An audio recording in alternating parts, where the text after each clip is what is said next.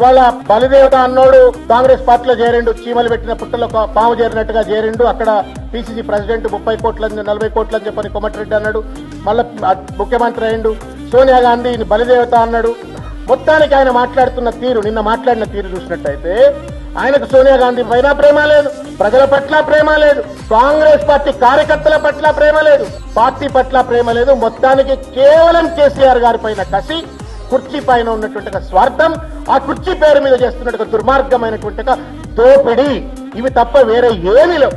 నాకు కుర్చీ కావాలా, కేసీఆర్ గారి పైన కక్ష తెచ్చుకోవాలా, పైన దోపిడీ చేయాలా, దీనికోసం మాత్రమే ముఖ్యమంత్రి కుర్చీలోకి వచ్చిన అనేటువంటి విషయాన్ని స్పష్టంగా చెప్పినటువంటి ఒక పరిస్థితి కనబడుతుంది. కాబట్టి నేను కాంగ్రెస్ పార్టీ కార్యకర్తలకు, నాయకులకు కూడా విజ్ఞప్తి చేస్తా ఉన్నా. చీమల పుట్టలో పాము వచ్చినట్టుగా వచ్చిండు, ఆ పామును సరిచేయండి, లేకపోతే శాశ్వతంగా గాంధీ భవన్ కు తాళాలు పడతాయి. కాంగ్రెస్ పార్టీ అనగానే కర్రు కాల్చి వాతలు పెట్టేటువంటి రోజులు ప్రజలు వచ్చి రోడ్ల మీద వచ్చి మిమ్మల్ని వాతలు పెడతారన్న ఒక విషయాన్ని దయచేసి కాంగ్రెస్ పార్టీ కార్యకర్తలు కూడా రియలైజ్ కావాలా, సరి చేసుకోవాలా అని చెప్పి నేను కోరుతా ఉన్నాను.